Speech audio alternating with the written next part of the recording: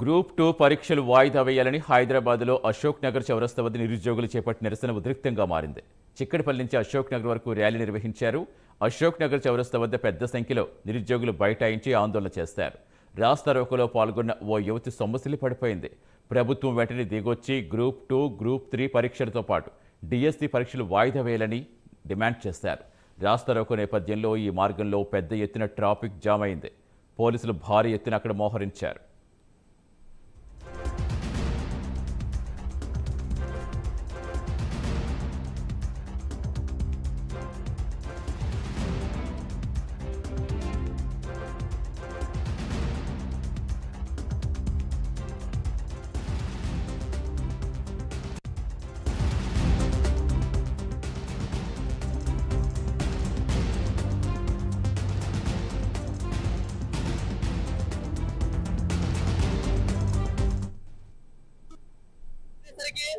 మేము అశోక్ నగర్ లైబ్రరీ నుంచి కానీ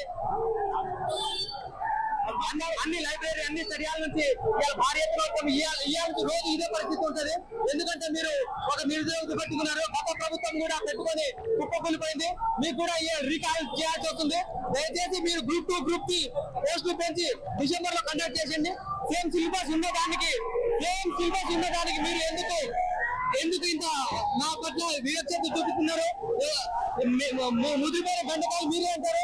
సేమ్ సిలబస్ ఉన్న దానికి నవంబర్ లో ఎందుకు రావాలి? రెండు కలిపి గ్రూప్ 2, గ్రూప్ 3 రెండు కలిపి ఒకసారి రాస్తాము.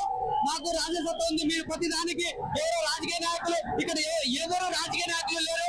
విద్యార్థులు స్వతహాగా వచ్చాము. అన్ని స్టడియాల నుంచి అన్ని లైబ్రరీల నుంచి కథం వచ్చాము. ఇవాళ నుంచి రోజు ఇదే పరిస్థితి ఉంటుంది. దయచేసి దీనికి అర్థం చేసుకొని గ్రూప్ 2, గ్రూప్ 3 పోస్టులు పెంచి డిసెంబర్ లో కండక్ట్ చేయండి. లేకపోతే 2 నవంబర్ లో కండక్ట్ చేసింది.